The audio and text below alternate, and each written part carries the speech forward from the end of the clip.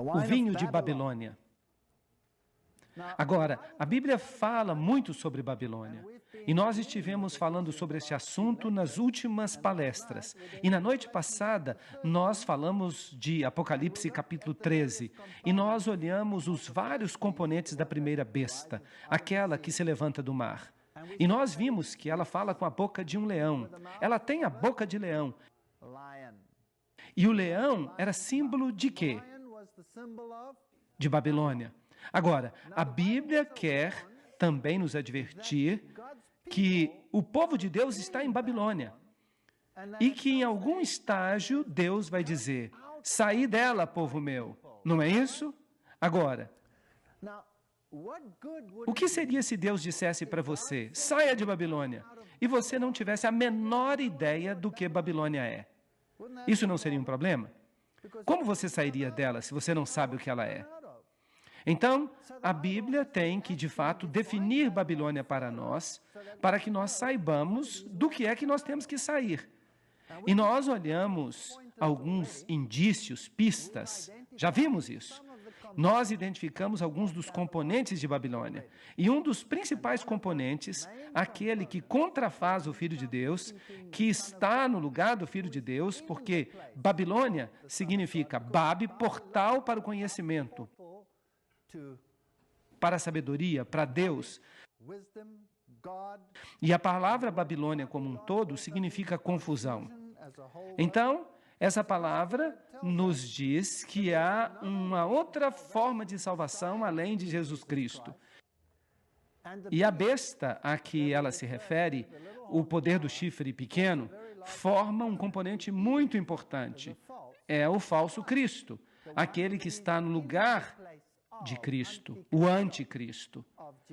E, portanto, se esse poder será seguido por todo mundo, e na noite passada nós vimos que o mundo inteiro se maravilhou após a besta, ou foi impressionado pela besta, sim, todo mundo.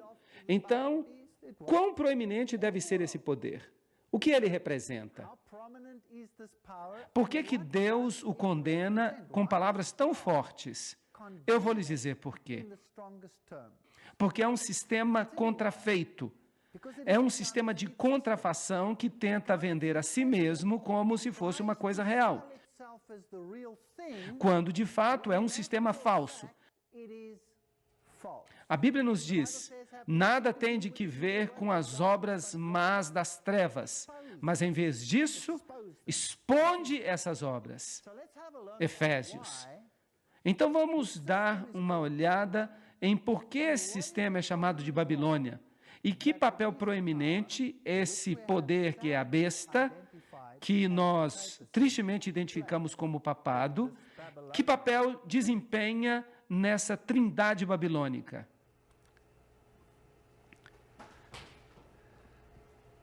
Temos, portanto, uma firme palavra de profecia, a qual faríamos bem em ouvir, como uma luz que brilha em um lugar escuro até que o dia apareça e a estrela da manhã se levante nos nossos corações.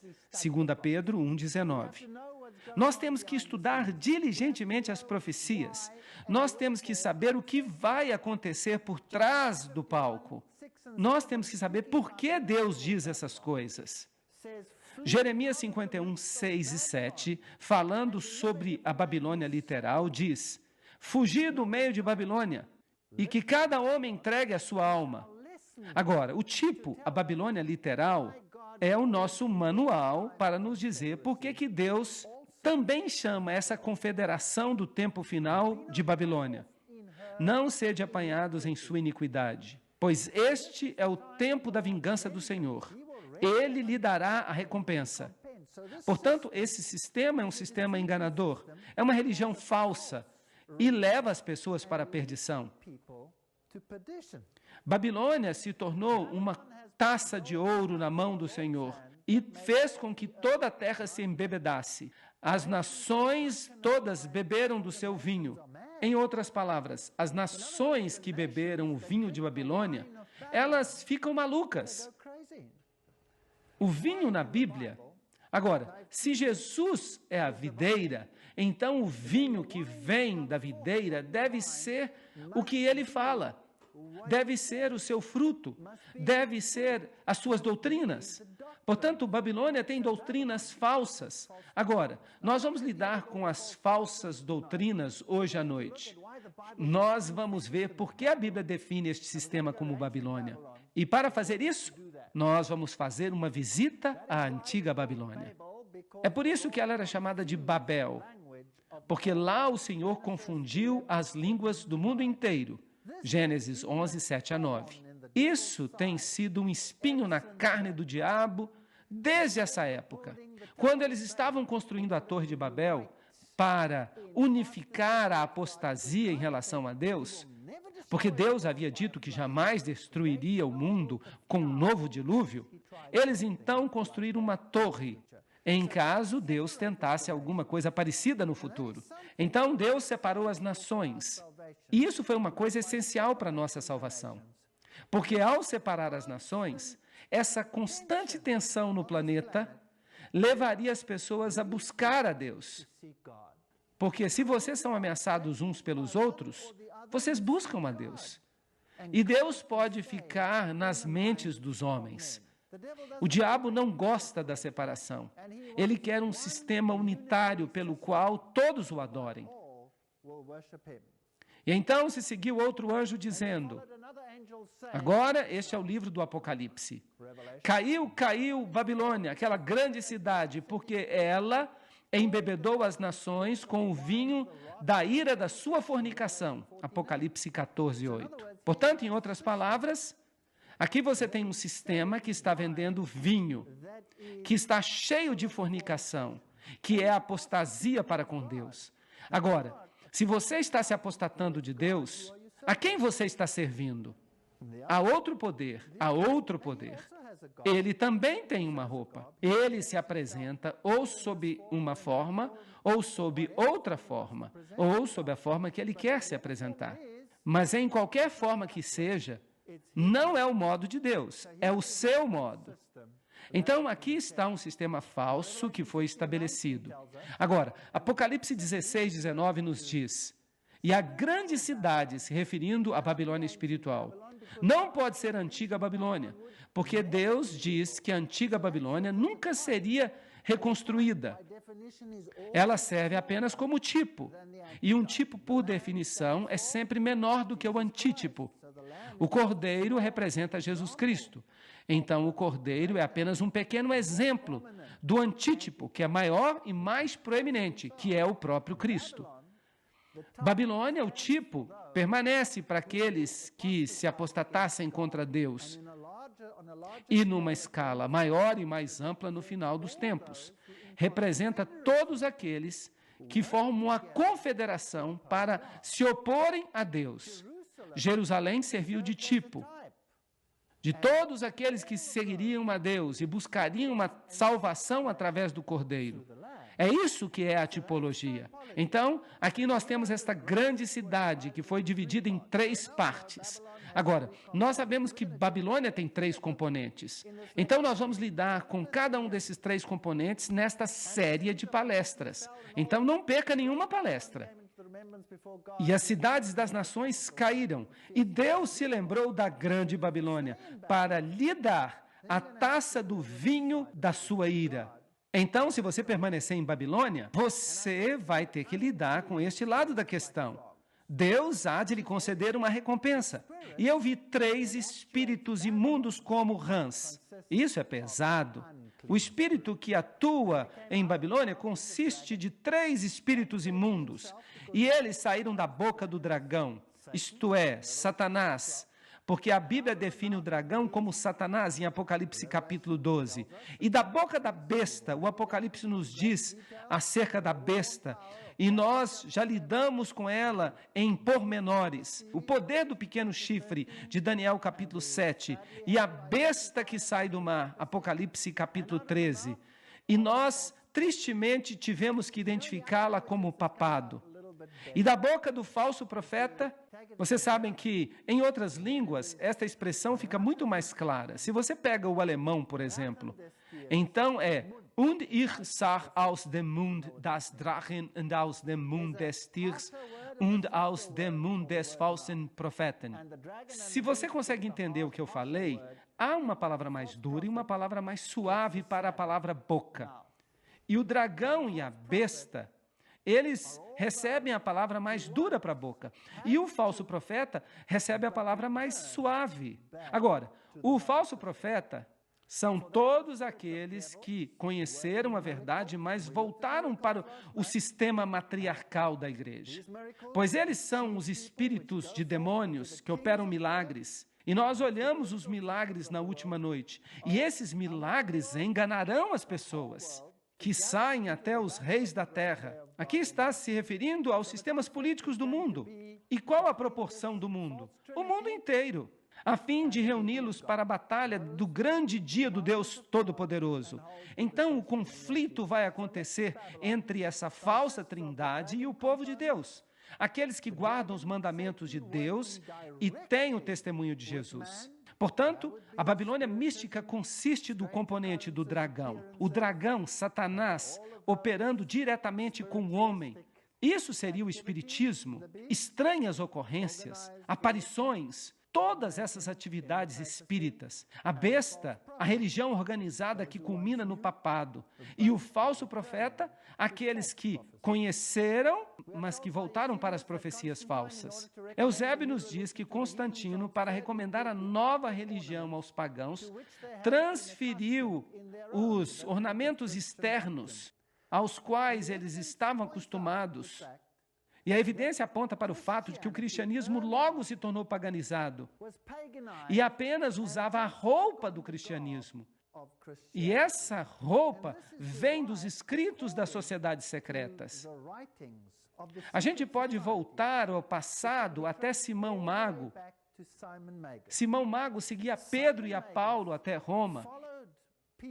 E ele era um mágico. Ele era um sacerdote pagão que colocava uma roupa de cristianismo porque ele queria ter aquele poder, e Pedro o repreendeu. E esse Simão Mago, porque o nome Simão também significa Pedro, ele o seguiu até Roma. E essa mistura oculta entre o paganismo e o cristianismo encontrou guarida ali. E ele se tornou o PTR.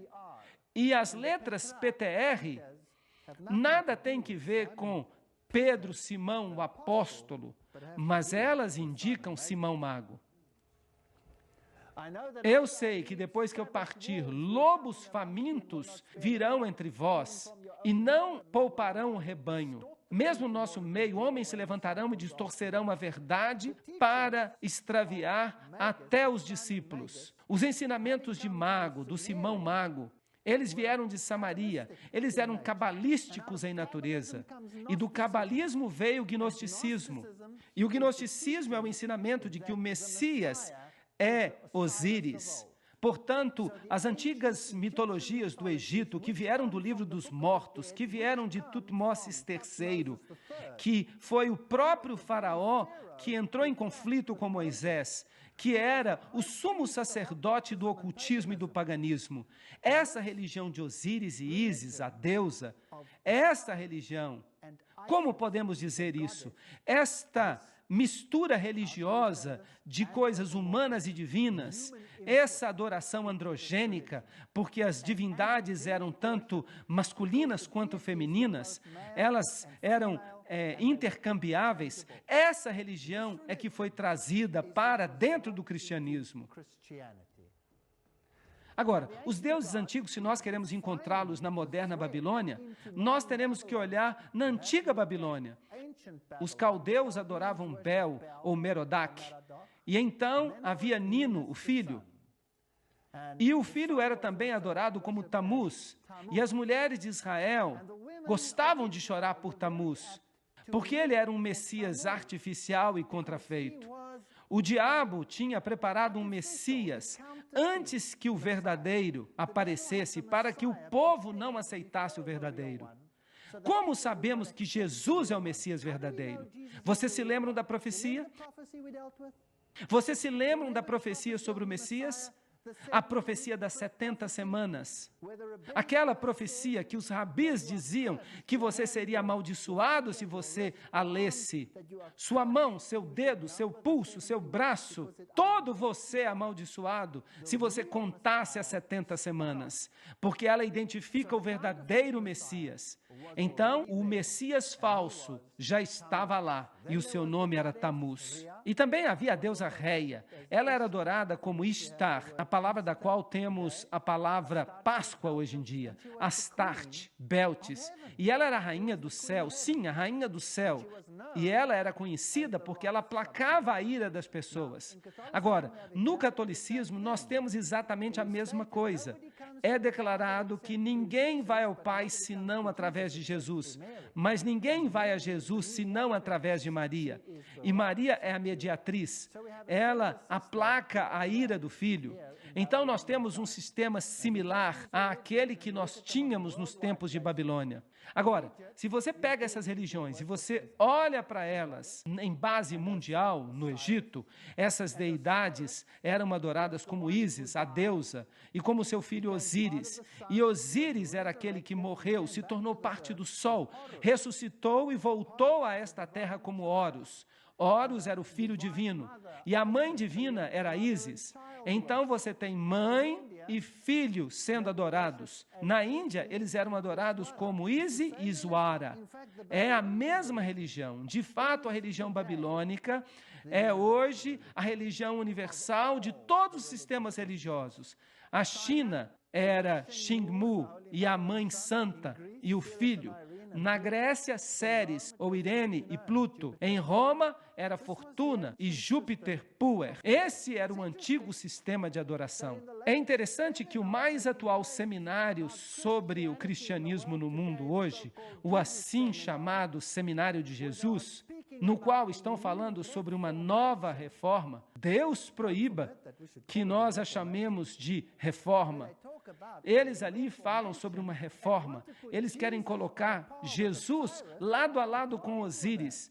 Eu tenho problemas com isso porque um é a contrafação do outro. E as doutrinas religiosas associadas com o livro dos mortos, que dizem respeito a Osíris, elas são totalmente o oposto do que a Bíblia diz. Bem, Ezequiel 8,16 diz: à porta do templo do Senhor, entre o pórtico e o altar, havia 25 homens com as costas voltadas para o templo do Senhor e os seus rostos voltados para o oriente. E eles adoravam o sol na direção do oriente. Portanto, o antigo Israel, embora conhecesse o poder de Deus, já estava pervertido para este tipo de paganismo. Eu lhes explico por quê. Porque é uma religião muito sofisticada. Não subestimem o paganismo. Nós pensamos que essas pessoas eram tolas ou estúpidas porque elas adoravam os deuses pagãos. Nós não somos menos estúpidos. Vocês sabiam disso? A maioria da minha vida eu servia aos deuses pagãos, sem mesmo imaginar, mas isso foi um fato na minha vida. Portanto, eles adoravam o sol, porque o culto ao sol é uma contrafação perfeita da adoração ao Messias. Em outras palavras, é fácil substituir um pelo outro, colocar a roupa certa nisso e aplicar a liturgia certa, e então você obtém uma nova religião. Agora, a religião vem da lenda de Nimrod e de Semiramis. Nimrod era um guerreiro que lutou contra Deus. Foi ele que se apostatou. E por isso ele foi condenado à morte.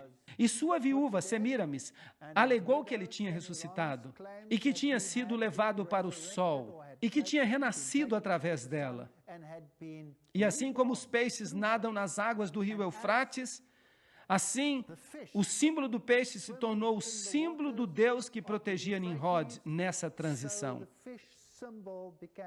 E então ela deu à luz a uma criança, que era naturalmente o nascimento, ou o renascimento, ou a ressurreição, se você preferir, daquela criança Osíris. Na Escandinávia, eles adoravam como Frigga e Balder, Vênus e Adonis em Roma, e Astorete e Baal na Fenícia. E a criança se tornou a portadora do pecado, e se tornou o Salvador. E esse era o seu nome. Ele era chamado Zoroastro. Por falar nisso, o zoroastrismo está vivo e muito bem no Oriente Médio. É a semente da mulher, Mitras, o Salvador. E o mitraísmo é uma das formas mais sofisticadas da adoração ao sol. E nós lidaremos com o mitraísmo, porque é impressionante quem Mitra foi e o que o mitraísmo é hoje em dia. Mesmo aqui nos Estados Unidos, você ficará surpreso de quão ativo ainda está o mitraísmo. Dionísio também é portador de pecados. Baco, o ramo, Vishna, o homem vítima, Osíris, o rei dos reis. Vocês reconhecem esses títulos? Todos esses títulos pertencem a Jesus Cristo, mas eles foram usurpados por essas divindades pagãs.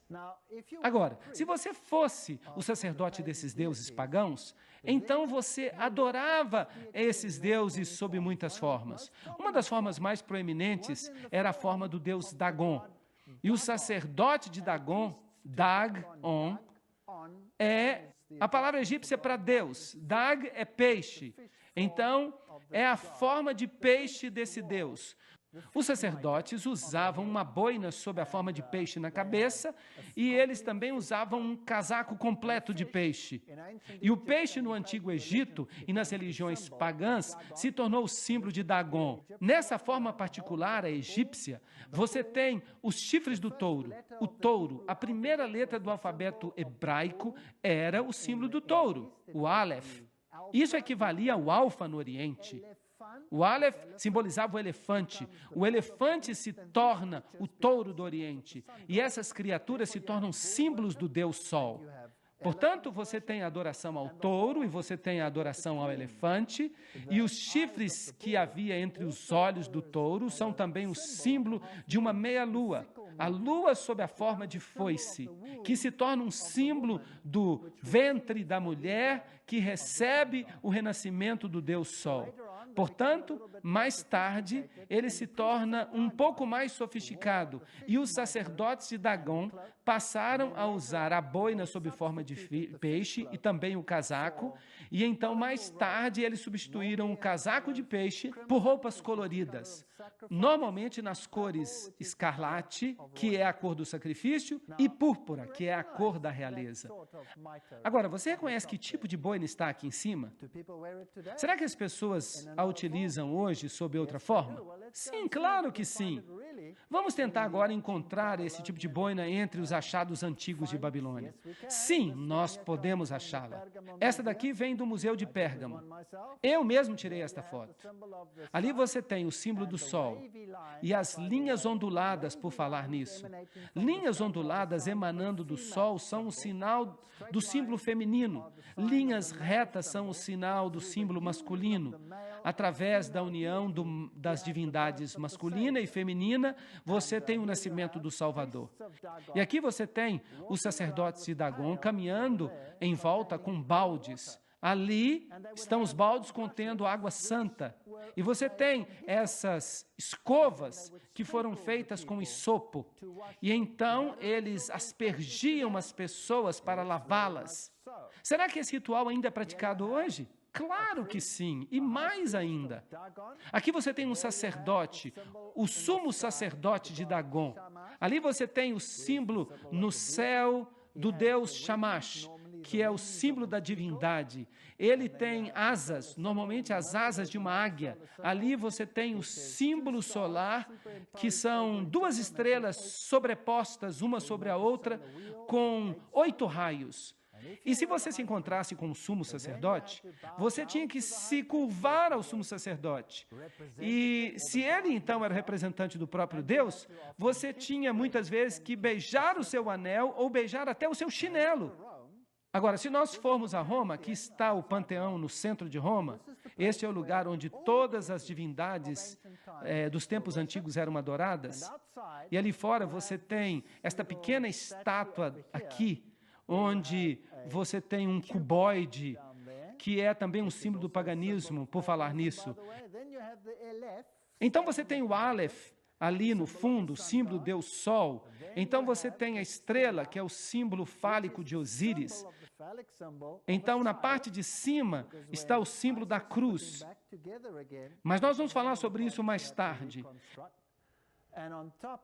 Se você vai até o Panteão, você vê coisas interessantes no chão. Você tem quadrados. As divindades pagãs eram representadas ou com o quadrado ou com o círculo. Então, você tem círculos e você tem quadrados. E porque elas eram boas e más, elas representavam os dois aspectos, portanto, você também tem quadrados brancos e quadrados pretos. Agora, se nós vamos até algumas igrejas católicas romanas, você vai descobrir nas catedrais, você vai descobrir o peixe também lá. Este é o antigo símbolo da deusa Astarte. Ali está a boina do peixe com o símbolo da estrela, ou o sol e a meia-lua ali mais na frente. E então você tem uma enorme quantidade de símbolos pagãos disponíveis, muitos dos quais são usados ainda hoje. Este aqui é usado pelo mundo médico e aquele ali é muito interessante. Esse vem do hinduísmo como símbolo da divindade pagã. E havia também o deus Osíris. E aqui você tem alguns símbolos interessantes sobre a boina do Papa. Ali você tem os símbolos principais da divindade solar. Ali estão os 4 raios dentro do círculo. E ali está uma cruz, que é conhecida como cruz maltês, e os cavaleiros de Malta usam esse tipo especial de cruz. E quando você vê essa cruz particular, preste atenção, ela é um símbolo direto da divindade solar. Ela nada tem que ver com o cristianismo. Bem, vamos avançar. Aqui está um dos reis dos tempos antigos. Este é um rei assírio, Sardom. O que é que ele tem ao redor do pescoço? Vocês conseguem ver? Esse artefato está no Museu Britânico. Ali você tem a cruz maltês, que é a mesma cruz que o Papa tem no seu lado. E ele está apontando aqui com o dedo, assim, que é um símbolo daquele. Ele quer dizer a divindade única, o número 1. Que representa o Deus Sol. Ali você tem o símbolo que nós acabamos de ver na mitra do Papa, o símbolo do Deus Sol. Ali há outro símbolo, você tem o quadrado e o compasso que você encontra na maçonaria. Ali você tem a meia-lua com a foice dentro dela. E você encontra esse símbolo em muitas religiões. Ali você tem um símbolo com camadas múltiplas, que é encontrado nas religiões astecas de adoração ao Sol. Esses são alguns dos principais símbolos da adoração do Sol que você pode encontrar em tempos antigos. Mas onde podemos encontrar esses símbolos hoje em dia? Provavelmente no papado. Bem, todos esses aqui estão usando mitras de peixe. Aquelas ali são mitras de Dagon. Vamos até a Basílica de São Clemente, uma das igrejas de Roma. Vamos descer até embaixo. Você vai descobrir que eles usavam um altar que, por um lado, estava decorado com símbolos cristãos e, do outro lado, petroglifos de adoração pagã ao sol. Então, as duas religiões eram adoradas na mesma capacidade, usavam os mesmos lugares, trocavam os altares e, eventualmente, fundiram-se em uma só. A história da igreja nos diz: o cristianismo se tornou uma religião estabelecida no Império Romano e tomou o lugar do paganismo. O cristianismo, como existia na Idade Média, pode ser chamado de paganismo batizado. É muito interessante. Vamos ver o que a Igreja Católica Romana tem a dizer sobre isso. Uma acusação tem sido sempre feita que o catolicismo é incrustado com muitas gravuras pagãs. O catolicismo está pronto para aceitar essa acusação e pronto até para se vangloriar dela. O grande Deus Pan não está realmente morto, ele foi apenas batizado. Então o paganismo está dentro da igreja. E a divindade verdadeira por trás dos bastidores que é adorada não é Jesus Cristo, mas é Osíris, em qualquer forma que ele assuma. Sob a forma de Pan, você o encontra nos bosques. Ele era o Deus dos bosques. Ele era o Deus do medo. É daí que vem o pânico. Esse Deus Pan é aquele que é adorado ou como um lindo rapaz que carrega as ovelhas como pastor, ou é adorado sob a forma que ostenta pés de bode, a depender de que aspecto você esteja observando. Porque se você o adora no sentido positivo, ou se você o adora no sentido negativo, ele é a mesma divindade. É a mesma coisa se você o adora como Lúcifer, ou se você o adora como um Deus bom. A luz e as trevas encontram-se na mesma divindade. Bem, quero levá-los até esta catedral católica romana muito famosa. Eu estava procurando esses símbolos em alguma catedral católica romana no sul da Alemanha. E ali eu encontrei o que eles chamam de estátua de Davi. Você pode vê-la ali na frente. Um rapaz carregando a ovelha ao redor do pescoço. E eu fiquei imaginando se essa representação de Davi ou se era a representação do outro. Bem, não é difícil de decidir isso, porque o que ele tem na mão? Ele está carregando a flauta de Pan. Agora, será que Davi alguma vez tocou a flauta de Pan? Não! Davi não carregaria a flauta de Pan. Ele tocava a harpa. Então, esse instrumento nos diz que este é Pan e não Davi. Então eu fiquei interessado, tendo visto Pan ali, se eu encontraria Pan em sua forma negativa, na mesma construção, no mesmo prédio. E vejam só, ali está Pan com os pés de bode e todos os símbolos do paganismo, incluindo Jano, que tinha 2 rostos. Este é o paganismo em sua forma mais elevada. Se você vai até a Catedral de São João no Laterano, que é a igreja onde o Papa fala ex-cátedra, ou se você vai até a Catedral de São Pedro, todo o sistema ali, toda a construção é um sistema de adoração ao Deus Sol. O local é um sítio antigo. Por falar nisso, a maioria das catedrais no mundo são construídas nos mesmos lugares em que os deuses pagãos eram adorados. A construção desses edifícios ocorria de acordo com os ritos pagãos antigos. Então, aqui você tem o triângulo, por exemplo. Você tem a famosa cúpula do sol. E você tem essa estrutura em pilares que é normalmente conhecida como o assento da deusa. E se você entra neste lugar, no chão você encontra o título oficial do Papa, que é Pontifex Maximus. Agora, esse título vem lá de Babilônia.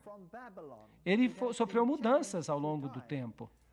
Quando a Medo-Pérsia conquistou Babilônia, os Medo-Persas assumiram também a sua religião. Esse mesmo sistema religioso, os sacerdotes de Babilônia se revoltaram em algum momento e foram expulsos e fugiram para Pérgamo.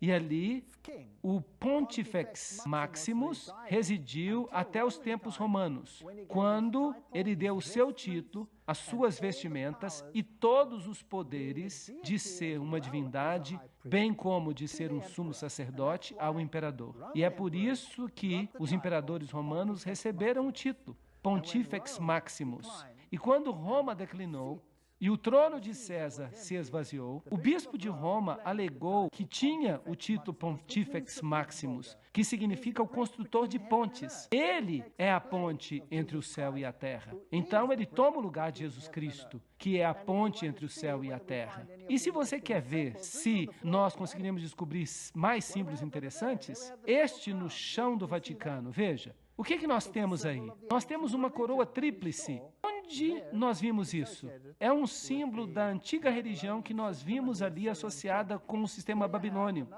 e os reis assírios. Aqui você tem outro símbolo interessante, o leão com as asas de águia. Como que a Bíblia define isso? Define que é a Babilônia. Então você tem a flor de lis, que é o símbolo da união do masculino com o feminino.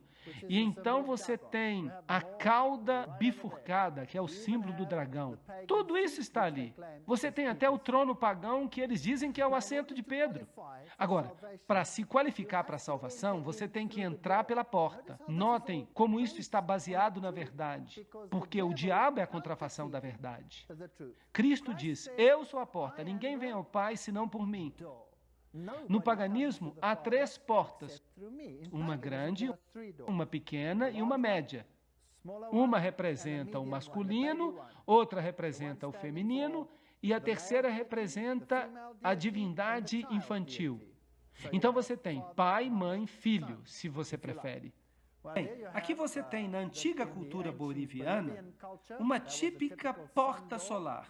Ali está o símbolo do deus Sol em cima, e você tem 3 pedras sagradas e as rochas na praia Futamigaura. Isso aqui fica no Japão. Uma seria o pai, a outra a mãe e o sol. E em cima de tudo você tem o portal do casal divino, a porta solar que leva para dentro. Também em Futamigaura você tem os sapos de bronze, que também são uma forma da divindade, porque é uma forma de panteísmo. Deus está em tudo. E você tem os sapos, naturalmente, no Egito. Então, essas religiões não estão mortas, elas estão vivas, estão bem. Aqui você tem a porta solar alada de Sendang. Assim, o hinduísmo, a antiga religião, as religiões orientais, todas elas têm as portas solares de Babilônia. Agora, quem você esperaria, se você fosse o sumo sacerdote de Babilônia no nosso tempo, que fosse associado com as portas solares hoje em dia? Se a Bíblia está correta, você não esperaria que o papado tivesse a mesma coisa? No jubileu, João Paulo II abençoa a porta sagrada no dia do Ano Novo. Onde na Bíblia você lê acerca de uma porta sagrada? Jesus diz, eu sou a porta, eu sou o caminho, entrai por mim. Mas aqui você tem esse símbolo num sentido completamente diferente. Por falar nisso, cada incrustação pagã está bem aqui, nesta roupa que ele está usando. Bem, o papado também alega que tem as chaves, e ele chama essas chaves de Pedro. Lá em Babilônia, elas pertenciam ao Deus Leão, as chaves para o céu e para o inferno. Você se lembra que ele disse que a decisão do Papa é mais importante e que Deus tem que obedecê-la? Pois é, esse sistema é que determina se você vai para o céu ou se você está perdido, e não Deus. Agora, aqui você tem outro símbolo do Deus Leão, ali na frente, em tempos antigos. Então, as chaves são o símbolo do leão. Vejam que cajado interessante que este leão está usando. Todas essas divindades antigas carregavam esse tipo de cajado, porque o cone do pinheiro era o símbolo da fertilidade. Agora, havia rituais para que essas pessoas se tornassem sumos sacerdotes. Elas eram consideradas uma reencarnação, como que uma reencarnação de Faraó, de Osíris, e, portanto, elas eram consideradas representantes de Osíris sob a forma de Horus na terra. Nas culturas antigas, eram carregados, normalmente num tamborete como este. Você também tinha leques, que consistiam de penas. Podiam ser penas de pavão, e o olho na pena do pavão é o olho da sabedoria, da divindade que eles adoravam. Ou poderia ser penas de avestruz, porque a pena é associada com um pássaro, que na análise final vem da fênix. Mas eu vou falar sobre isso em outra hora.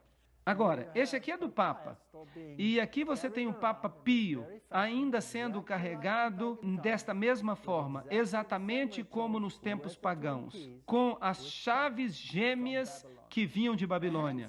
Os sinais manuais que estão sendo usados aqui são muito interessantes, porque eles são todos símbolos da adoração ao Deus Sol. Os sinais manuais que eles usam, tudo é meticulosamente praticado, porque tudo tem um significado em termos da adoração ao Sol. Há a coroa tríplice, e que também vem do paganismo.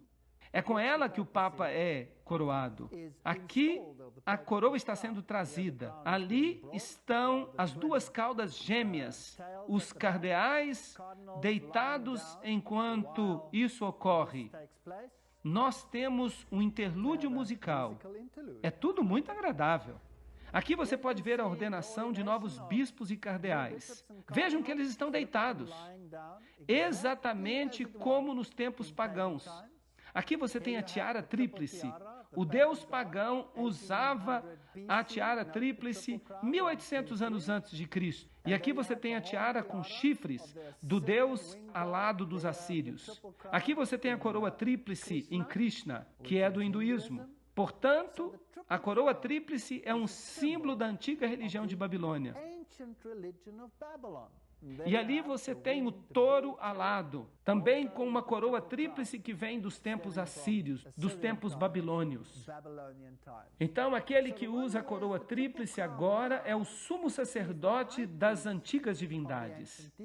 Aqui está a tiara do Papa VI, as 6 serpentes abaixo da pirâmide oculta nesta aqui. Agora, vamos ver o que se pode saber sobre a adoração à mãe e à criança, Maria e o menino Jesus.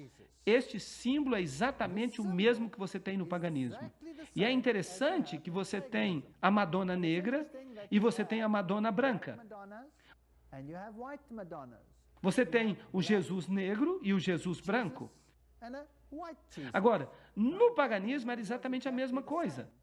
Osíris era adorado ou como preto ou como branco, a depender do aspecto da divindade que você favorecia. No jogo de xadrez, o que você tem aí? Você tem casas brancas e pretas. E o jogo de xadrez é planejado, é um jogo oculto, planejado desde a antiguidade através da maçonaria, para mostrar que, de fato, o peão não somente destrói o rei, mas você pode promover o peão à rainha. Ele se torna rainha se você quiser. Então, o preto e o branco, ambos eram símbolos que já estavam presentes na adoração a Osíris e no culto a Ísis. E você também tem isso no catolicismo. Você tem a Madonna negra e você tem a Madonna branca. E se você for para a cultura oriental, você tem exatamente a mesma coisa. O culto à mãe e à criança. Isis e Iswara, Xingmu e a criança sagrada. Você também tem isso no Egito, Ísis e Osíris. Você tem também na cultura hitita a adoração da mãe e do filho. Claro, a mãe e o filho se tornarão proeminentes no catolicismo romano. Mas se você quer fazer com que as pessoas creiam que eles representam alguma coisa, você tem que dar nomes aos deuses. Isso não é problema. Esses nomes têm mudado através da história. Os gregos não tinham os mesmos nomes que os medo-persas. Eles não tinham os mesmos nomes que os egípcios. Eles não tinham os mesmos nomes que os babilônios. Mas tudo era um deus apenas. Então, todas essas divindades, e aqui você tem uma antiga religião asteca, Quetzalcoatl, e a criança, e às vezes você tem do sexo masculino ou feminino, indica que a divindade é tanto macho quanto fêmea. A Madonna negra está na Igreja Católica Romana, e os messias negros são também comuns. E a Madonna branca tem filhos brancos. Aqui você a tem no hinduísmo. Esta vem do Museu Britânico. Aqui você tem a mãe, ali você tem a criança sagrada, aquele que vai ser o Salvador. Isso é paganismo. Nada tem que ver com o cristianismo, porque Jesus diz, há apenas um mediador entre Deus e o homem. E quem é ele? O homem Jesus Cristo. Você não tem outro mediador. Maria nunca vai tomar o lugar de Jesus. Nenhum santo vai tomar o lugar de Jesus. Nós não precisamos de ninguém como mediador. Isso é paganismo, não é cristianismo. Aqui está Ísis em sua forma espírita, quando ela se aproxima dos rituais da nova era. Suas manifestações, nós vamos tratar disso em outra palestra. Aqui você tem os símbolos, os antigos símbolos pagãos de Hermes e Ísis, bem aqui, com a estrela de 6 pontas no meio do círculo. Ou as estrelas de 5 pontas em outros lugares são também usadas.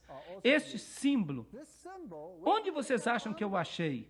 Este símbolo é dos antigos deuses? Eu o achei na Catedral Jesuíta, no sul da Europa, na Alemanha meridional. O que isso está fazendo aí? O que os símbolos de adoração ao sol estão fazendo em Częstochowa, na Tchecoslováquia, ou na Polônia, em todas as partes do mundo? Vamos dar uma olhada, então, na Nova Enciclopédia Católica, que diz: Pio XII afirmou fortemente que Maria é rainha. Então, aqui nós temos uma rainha no céu, mas Beltis era também chamada de rainha do céu, inserindo no calendário 31 de maio uma nova festa de Maria Rainha. Então, Maria remodelada, reformada, para se encaixar nos sapatos da antiga divindade e colocada na frente do povo como nova mediatriz. Isso é muito triste porque Jesus é tirado da equação. Eu não estou tentando derrubar Maria. Maria era uma mulher abençoada, ela era uma boa mulher, mas a sua herança está sendo mal usada aqui. Ela era reverenciada como mãe e rainha em 31 de outubro de 1942, quando foi reconhecida publicamente como rainha. É espantoso que todo o sistema antigo de Babilônia somente chegou à plenitude em nossa época. Agora, vamos dar uma olhada em retratos fascinantes da transferência do papel mediador de Jesus para Maria. Este aqui eu encontrei em Roma. Aqui você tem Jesus colocando a coroa de espinhos sobre a cabeça de Maria. E ela tem as feridas nas mãos. Portanto, Maria que se torna a mediatriz, aquela que sofreu e morreu. E se alega que através de Maria nós somos salvos, porque Maria é aquela por cuja obediência nós fomos salvos no ponto onde Eva havia falhado.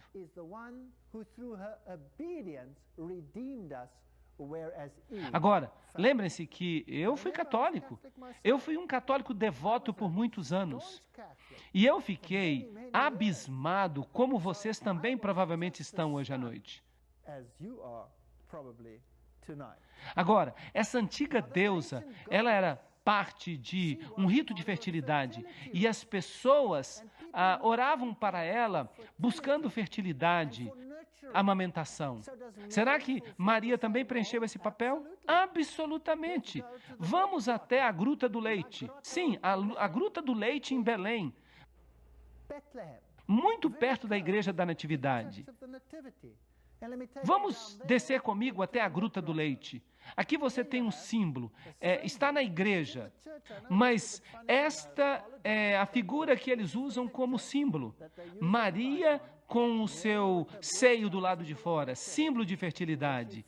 Ela amamenta o filho e as pessoas vêm até esta gruta e vêm aos montes para orar quando tem problemas de fertilidade.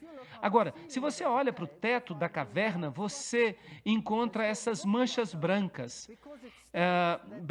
Ela é chamada de a caverna do leite, porque as pessoas dizem que essas manchas brancas que você vê aqui são causadas pelo leite de Maria.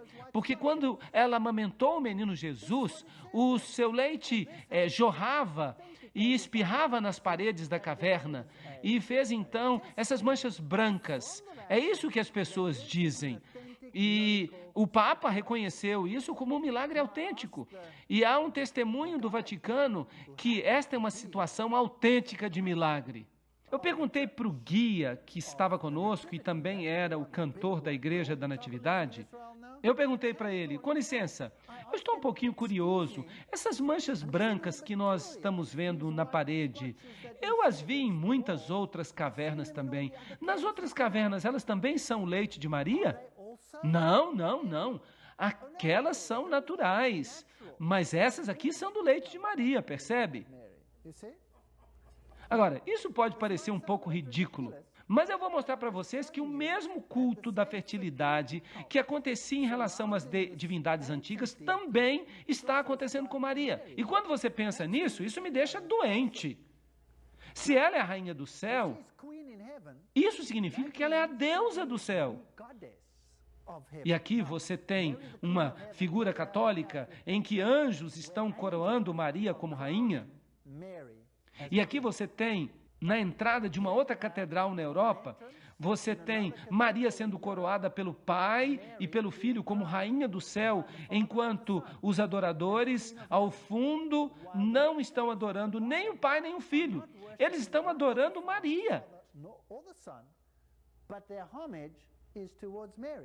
Aqui está uma outra figura em que Jesus olha com aprovação, enquanto os arcanjos estão coroando Maria. E aqui você tem uma outra em que pai e filho coroam Maria diretamente. Agora, não é nem mais um anjo, é o próprio pai, o próprio filho. E aqui você tem o Papa orando na frente da estátua de Maria. E até ele está coroando Maria. Então você tem todo o ritual, você tem todo o sistema do paganismo construído para tornar Maria Beltis, a rainha do céu, aquela que aplaca a ira, aquela que fica em pé no lugar do verdadeiro mediador. Então, nesta figura aqui, você tem o Espírito Santo e mais acima você tem Maria no centro. E se você observa os olhares do discípulo, para onde eles se dirigem? Para cima ou para Maria? Para Maria. Ela se tornou a mediatriz. Agora, será que nós encontramos este símbolo em templos antigos? Claro que sim. Essa divindade feminina também era adorada como pomba. E ali você tem a pomba dupla, que era também um símbolo de duas cabeças, que pode também ser interpretado mais tarde como uma fênix de duas cabeças, ou uma águia de duas cabeças, que é um símbolo interessante da maçonaria por falar nisso. E aqui você tem o símbolo da ONU, a pomba, que é um símbolo usado pelas Nações Unidas para representar a paz. Aqui está uma outra figura da pomba, símbolo da ONU. E a pomba representa a força mais suave e toma o lugar do Espírito Santo. Então, a deidade feminina é também aquela de quem emana uma gentileza, uma força terna, o Espírito Santo. Então, quando você encontra este símbolo da pomba em muitas roupas de sacerdotes, você nunca pode ter certeza se é uma referência ao Espírito Santo ou se de fato é uma referência à ONU. E quando ele aparece sob os raios do sol, será que ele pode simbolizar o cristianismo? Ezequiel 8, 13 a 14 diz: maiores abominações que farão. E ele então me trouxe à porta da casa do Senhor, e eis ali sentadas mulheres pranteando Tamuz. Percebemos que o antigo Israel foi enganado para adorar a mãe e a criança. E o Israel moderno está sendo enganado. Eu estou falando sobre o Israel espiritual. Está sendo enganado a fazer o mesmo. E é interessante que esses deuses antigos estavam sempre associados com lugares escuros. Eles estavam associados com grutas. A deusa Diana, ela era a deusa da caça. E muitas vezes uma gazela ou um veado eram associados com ela também. E ela também, nas culturas pagãs, emanava da caverna. Ela saiu de uma caverna. E aqui você tem nessas descrições, você tem estátuas dentro de cavernas. Agora, estas estão em catedrais. Esta aqui é uma catedral jesuíta importante na Tchecoslováquia. E ali você tem essas divindades, ou estátuas delas dentro de cavernas. E você tem as letras IHS acima, que hoje eles dizem que significa a seu serviço. Mas é claro que não significa a seu serviço de modo algum. A Igreja Católica diz que ela se refere a Iesus Hominum Salvator, que significa Jesus, o Salvador dos homens. Mas se você pertence ao círculo oculto, você reconhecerá que essas letras significam Ísis, Horus e Seb, a trindade egípcia. Ísis, Horus e Seb. Seb era a divindade escura, ela era o lado negro de Osíris. Osíris e Seb são realmente intercambiáveis. Um é a luz e outro a escuridão. Um é bom e o outro é mau. Se você quiser, você pode adorá-los hoje. Satanismo e a adoração de Lúcifer são a mesma coisa. E é por isso que os luciferianos e os satanistas são sempre bons amigos. Um pratica a luz e o outro pratica as trevas.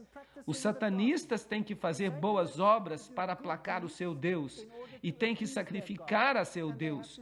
Os luciferianos têm que fazer exatamente a mesma coisa. São intercambiáveis. Eles podem se sentar na mesma cadeira. Não importam se adoram o lado escuro ou se adoram o lado iluminado. E isso é assustador, porque você nem sempre consegue diferenciá-los. Bem, se você vai então a essas catedrais antigas, aqui está a Catedral de Colônia, você tem o símbolo de Apolo, o deus do sol, e você tem a lua e as estrelas. O sol, a lua e as estrelas são os três aspectos do deus sol, como Brahma, Siva e Vishnu. Brahma é o sol nascente, Siva é o sol no meridiano, Vishnu é o homem vítima, o sol que cai nas águas à noite e se torna Dagon, o deus peixe, ou Poseidon, e se levanta da água é adorado como Poseidon ou como a serpente, sob forma triuna. Nesta catedral aqui você tem um relevo interessante. Você tem um leão com as asas de águia, com o sol nas costas. Um símbolo muito importante de Babilônia. E a Igreja Católica Romana chama este símbolo de São Marcos. Agora, eu acho que você vai ter muita dificuldade para encontrar um leão com asas de águia, com raios solares por trás da cabeça, como um símbolo de São Marcos. O que você acha? Agora, o que ele está olhando? Ele está olhando ali um círculo com uma cruz nele. E este era um dos principais símbolos do Deus Sol. Este era um símbolo de Lúcifer, o símbolo do círculo com uma cruz dentro. Você o encontra em muitas organizações hoje. O outro símbolo, claro, é o símbolo do touro. Lembrem-se que o touro representa a primeira letra do alfabeto. Representa o número 1, símbolo do portador de luz. Lúcifer, também com um raio por trás dele. Eles o chamam de São Lucas, ou Lucas. Também as borboletas são o símbolo do culto da fertilidade. A borboleta vai de flor em flor. As abelhas também são símbolo do culto à fertilidade. Ela também vai de flor em flor em flor. As jovens, meninas, se vocês colocam a tatuagem de uma borboleta no seu ombro, isso tem um significado muito mais profundo do que vocês podem imaginar. Vamos ver se vocês conseguem descobrir aqui o símbolo do touro e do leão. Símbolos de Ísis e Horus. Templo número 3. Ísis é associada com o culto ao touro, e com o culto ao leão, e com o culto à fênix. Ali está a fênix.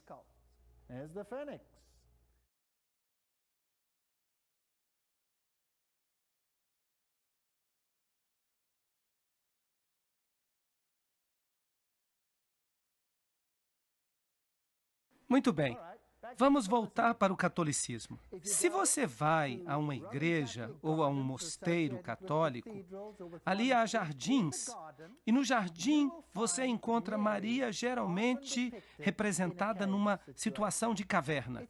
Ela é a deusa da gruta. Onde você lê uma coisa parecida com essa na Bíblia? A deusa da gruta. E Maria, no porão da catedral, está também na caverna. E sai da caverna. E aqui você tem a forma oculta de escrever Maria. O M está em maiúsculas aqui. M. O M é maiúsculo aqui. Se você virar o M de lado, ele vira um sigma, que é o símbolo usado no mundo do ocultismo. A maçonaria usa o M também como sua marca principal de identificação. Então você tem o A, que é um triângulo, e você tem um triângulo de 60 graus. 60 graus é um triângulo 6, 6, 6. O ponto do olho está por cima, no topo. E o ponto se torna o símbolo do Sol. Ele também tem outra conotação, bem perigosa, mas eu vou deixá-la de fora por enquanto. E então você chega a Reia, que é a antiga deusa do Oriente. Aqui ela está em toda a sua glória saindo da caverna. E é interessante que você também a encontra no paganismo em 3 arcos. E você pode vê-los aqui. Agora, eu já mostrei para vocês os 3 arcos dos templos antigos. Nós fomos a um templo e eu mostrei a vocês 3 arcos e eu disse, esses arcos têm ligação com o paganismo. No catolicismo, você encontra 3 arcos associados com as divindades. E a deusa ou os deuses sempre saem da caverna. E é por isso que na Catedral de Lourdes você tem o Papa orando na gruta. Agora, isso não vale apenas para o catolicismo. Isso vale para todas as religiões pagãs. A deusa Diana era a deusa das florestas. E ela era também a deusa da caça. Então é isso que você tem aqui. No Japão, você tem uma outra festa interessante. Esta é a deusa do sol, Amaterasu, enquanto ela emerge da caverna. Em suas festas anuais, eles celebram essa deusa. Notem que a face dela é pintada de branco e as suas mãos também são pintadas de branco. Quando as pessoas fazem mímica, por exemplo, as pessoas pintam as mãos de branco e pintam os rostos de branco. Esses são rituais antigos que podem ser ligados à adoração do sol. E nós os trazemos diretamente às nossas igrejas nos dias de hoje, como se fosse algo exclusivo, excitante. Mas, em última análise, nada mais é do que adoração ao sol. Agora, vamos tomar como exemplo a cultura africana. Quando acontece o ritual de passagem da fertilidade para a idade adulta, então eles também pintam o rosto de branco, de barro, e pintam as mãos. Então, é daí que tudo isso vem. E ela é a que esmaga a cabeça da serpente, mas Cristo é quem deveria esmagar a cabeça da serpente. Por ironia, ela não apenas esmaga a cabeça da serpente, ela nutre a serpente. Porque a serpente, através dela, representa a morte e a ressurreição. E é a contrafação da morte e ressurreição de Cristo. Assim, através do feminino, você tem o poder de fertilidade para produzir nova vida. E, portanto, isso tudo tem pesadas conotações sexuais. Encontramos a mesma coisa no catolicismo? Sim, infelizmente.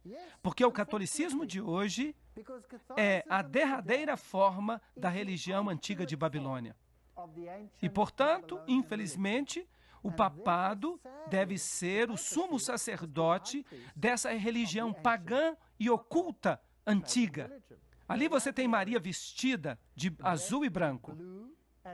E ali ela está em pé sobre a serpente como a antiga deusa.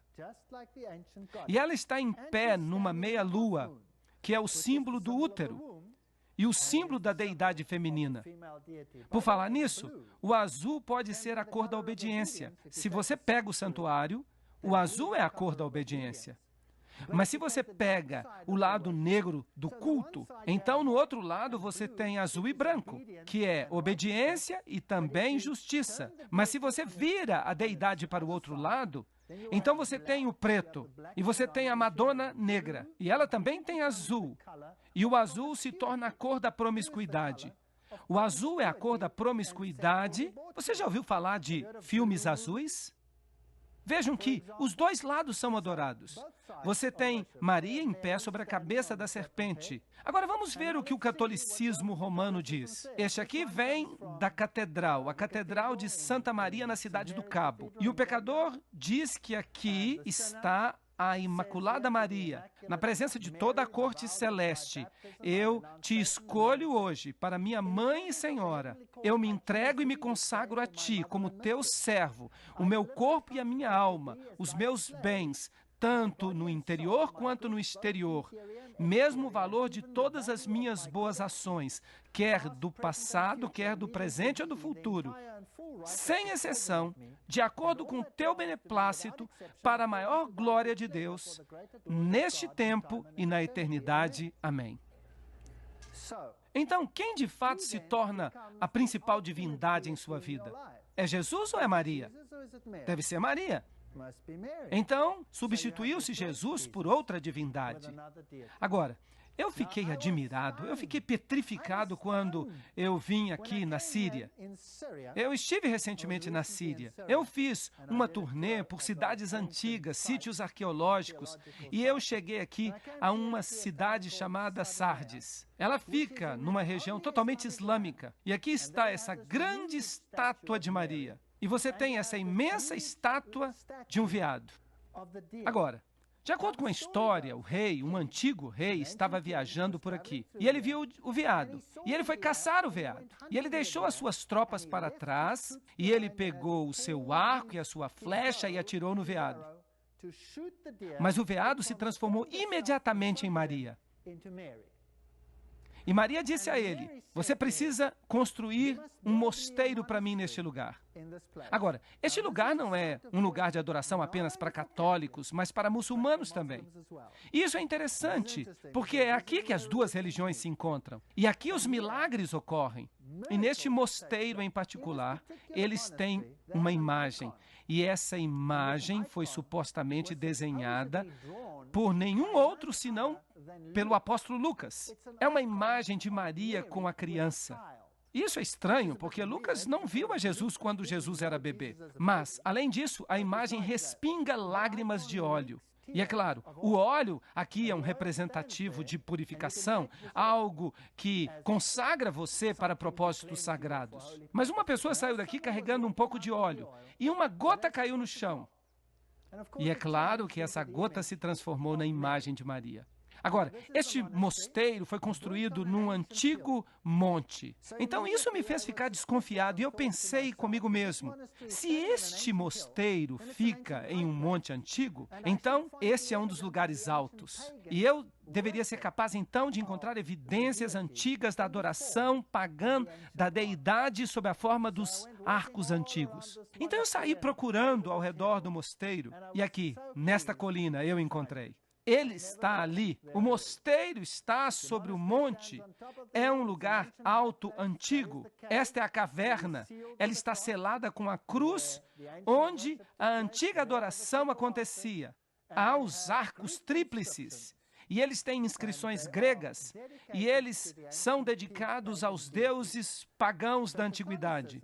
Então, pode-se dizer que o catolicismo nada mais é do que uma forma embelezada da antiga religião de Babilônia. Aqui está o lugar onde a gota caiu. E eles têm esta barra aqui com todas essas trancas. Eu não sei para que essas trancas servem. Elas não trancam nada. Ali é o lugar onde a gota caiu e se transformou na imagem de Maria. Vou aumentar para vocês. Aqui está. E esta é a antiga pintura que supostamente foi pintada por Lucas. E você tem todas essas incrustações antigas e formas pagãs de adoração. Aqui está o bebezinho, que é supostamente Jesus, e é adorado nesta catedral em Roma como Tammuz. Agora eles o chamam de Bambino, o bebê Jesus.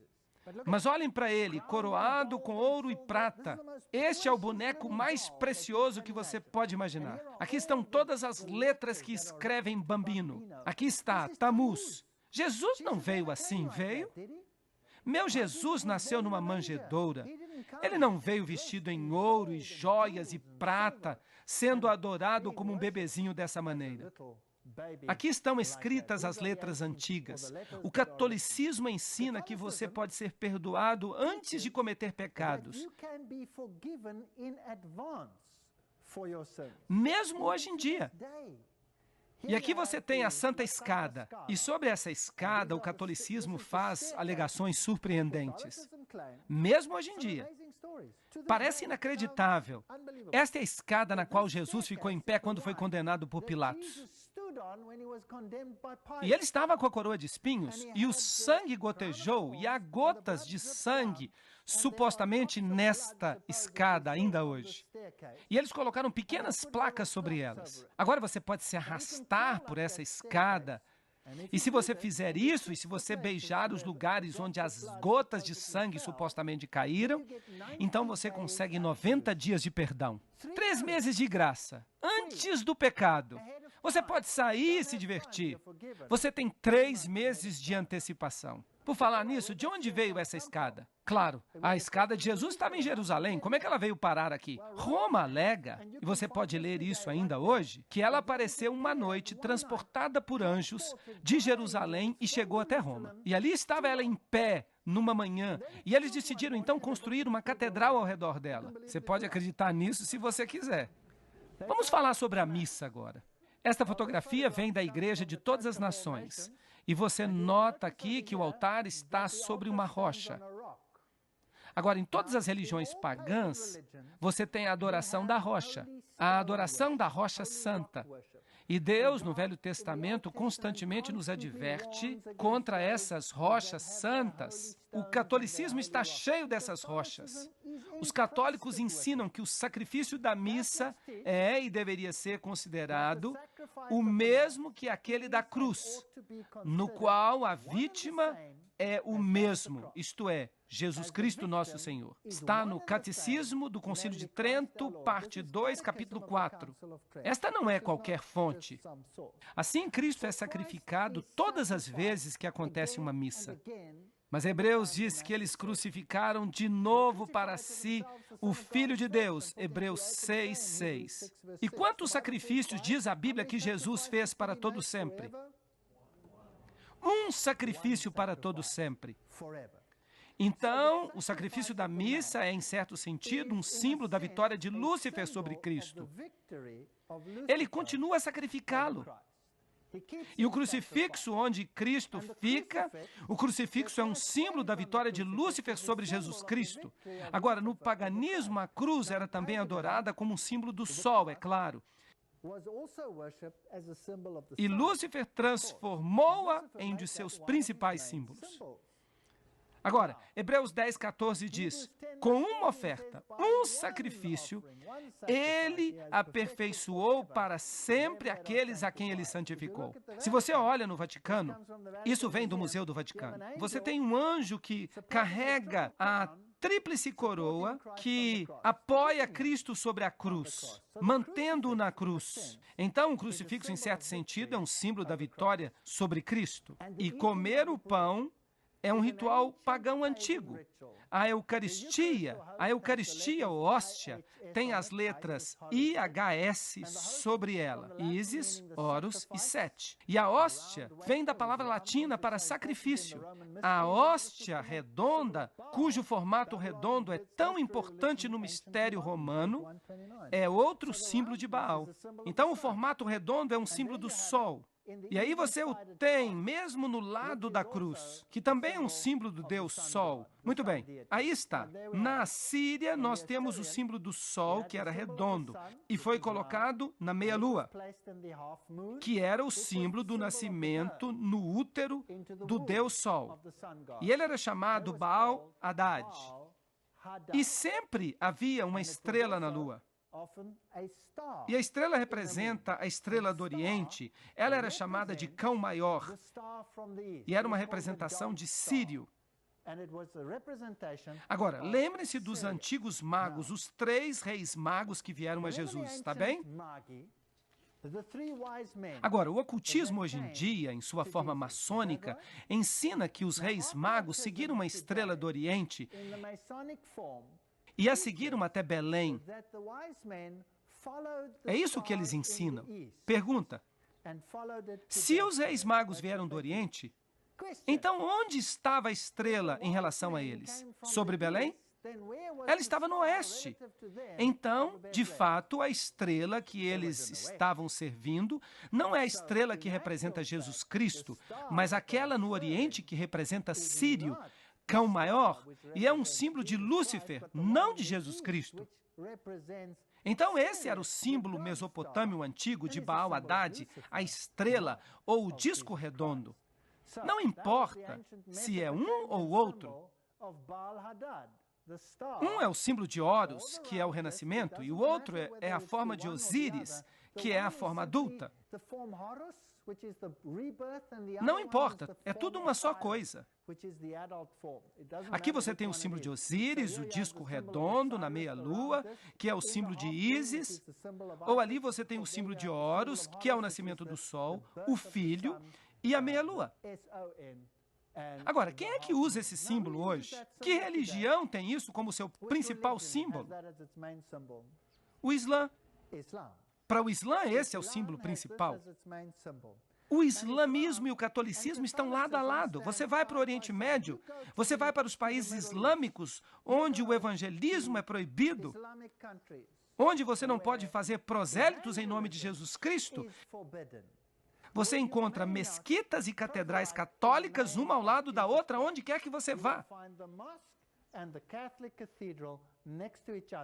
Quer você vá para Amã, quer você vá para Jerusalém, quer você vá para a Síria. Se você fizer isso, você vai ver a Catedral Católica Romana lado a lado com a mesquita. Por quê? Porque adoram o mesmo Deus, Baal, Haddad. Vejam comigo, aqui está o Papa com a hóstia. A forma redonda que representa Baal. Ali está ele com uma taça, Baco, deus do vinho e da bebedeira. E eles servem vinho fermentado. Mas a Bíblia diz que o símbolo era um pão sem fermento. E, portanto, se o fermento é um símbolo do pecado, então eles deviam usar o vinho sem fermento também. Mas os católicos usam o vinho fermentado e o símbolo redondo, e eles colocam tudo isso junto com a meia-lua. E por falar nisso, nesse mosteiro católico, você tem raios do sol com ondulações e raios retos. Os raios retos representam o Deus masculino. E este aqui tem as letras SFS sobre ele. Agora, na religião de mistério, você tem que descobrir o que essas letras significam. Você tem que entender os truques deles. Aqui está outro mosteiro, a meia-lua. E então, quando a missa é celebrada, no meio da missa, então o disco é colocado ali e você tem exatamente o mesmo símbolo da deidade que é usada no islamismo. Exatamente o mesmo símbolo. E ali está outro com a hóstia. Ali você tem Baal Haddad. Ali também está na antiga cultura hitita. E você tem o símbolo dos pavões, por falar nisso. Aqui você tem a meia-lua. Ali você tem a face de Apolo, o círculo. E então você tem a coroa de louros, normalmente com 13 folhas ao redor dela. Ah, por falar nisso, que poderosa organização em nosso planeta usa esse símbolo? As Nações Unidas. E isso é muito interessante. ONU. Que, por falar nisso, é o nome de outra divindade. Mas eu vou falar sobre isso depois. Aqui você tem Mitra, o mitraísmo. Agora, o Mitra é aquele que mata o touro. E você tem um cão que o ajuda. E ali você tem uma serpente que o ajuda. E você tem um escorpião que pica o touro num lugar muito estratégico. E se você olha para o chapéu de Mitra, que tem esse formato, esse é o chapéu de Mitra, o mitraísmo. Agora, eu quero que vocês olhem para esse chapéu com cuidado, porque na próxima palestra eu vou falar mais sobre isso. Vocês vão ficar admirados quando eu falar sobre o chapéu de Mitra. É muito interessante. A estrutura do culto era hierárquica, através de uma série de 7 graus. Cada um deles tinha um símbolo especial. Córax era o corvo sob Mercúrio. Ninfos foi um neologismo que significava noivo. Esses são os níveis do mitraísmo. Sob Vênus, a deusa. Assim, os sacerdotes de Mitra tinham que ser celibatários, porque eles se casavam com a deusa Vênus como se fossem seu noivo. Será que nós temos um sistema religioso em que os sacerdotes do sexo masculino têm que ser celibatários? Muito bem, então nós temos Mili, a pedra de moinho, sob Marte, nós temos Leão sob Júpiter, Pérses sob a Luna, isto é, a Lua, Heliodromo sob o Sol e, finalmente, nós temos Pater. Esse é o grau mais elevado, o grau superior do mitraísmo. O Pai fica sob Saturno e Saturno é o deus do submundo. Saturno é o deus da morte. Saturno é o equivalente do deus Sete na trilogia egípcia. Agora, pater, pai. Nós temos um sistema religioso hoje no qual o sacerdote é celibatário, no qual a deidade que faz o papel de mediador é feminina e no qual ele é chamado pai. Nós temos um sistema assim hoje. Se eles dizem sim, então deixe-me ser sincero com você, eu não quero parecer um estranho aqui hoje. Vamos dizer que se parece muito com o sistema velho, então qual é a possibilidade que seja de fato o sistema velho? 100%, eu lhe garanto. Quando eles adoravam o deus sol egípcio, Osíris, eles lhe davam uma hóstia redonda exatamente como se faz hoje.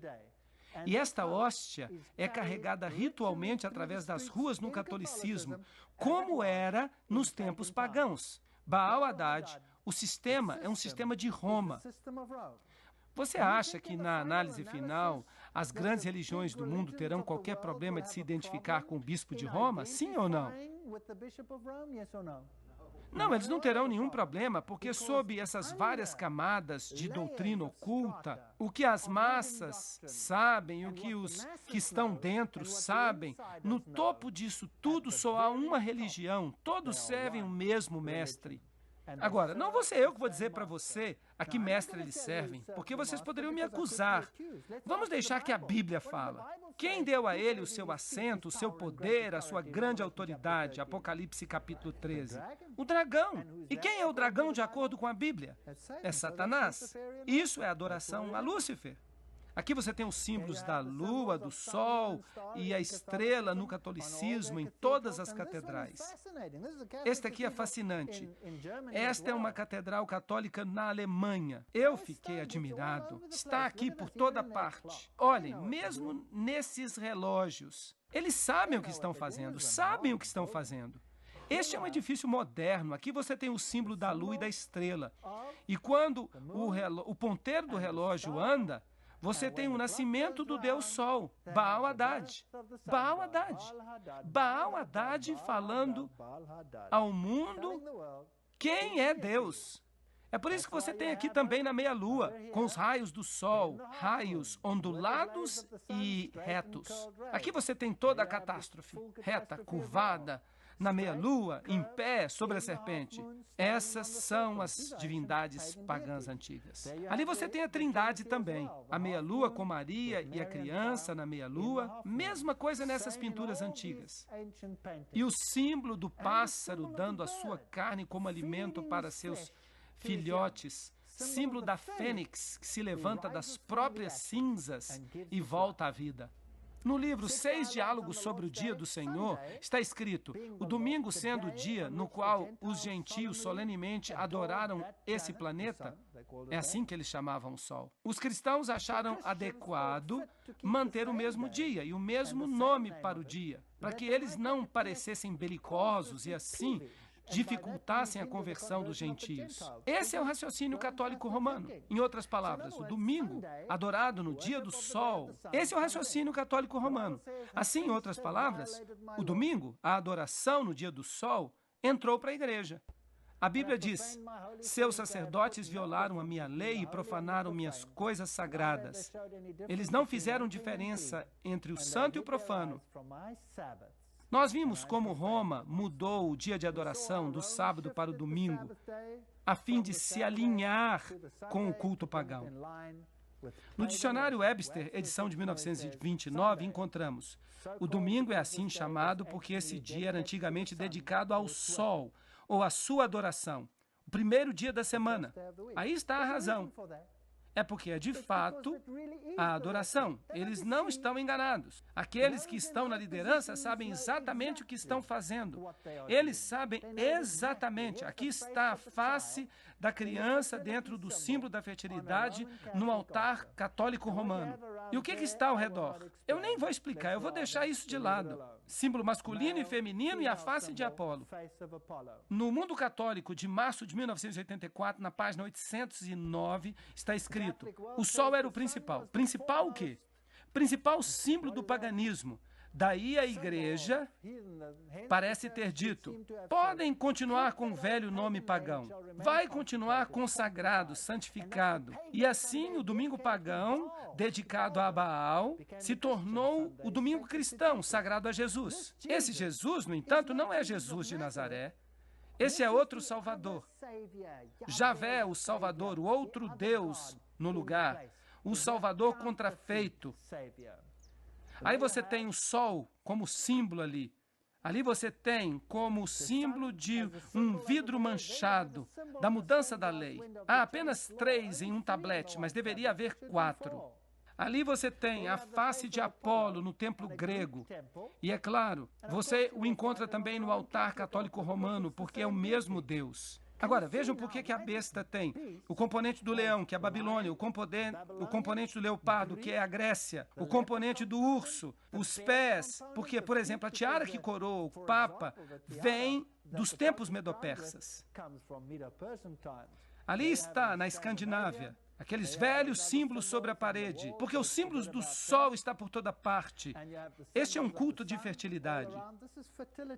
E tudo isso aqui deste lado é um símbolo da vitória de Lúcifer contra Adonai.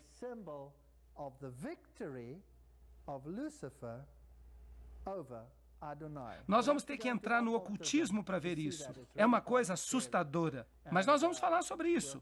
Há aqui outra coroa tríplice, supostamente representando Deus o Pai. Aqui está o crucifixo sendo carregado por toda parte, o símbolo da morte de um e da ressurreição do outro.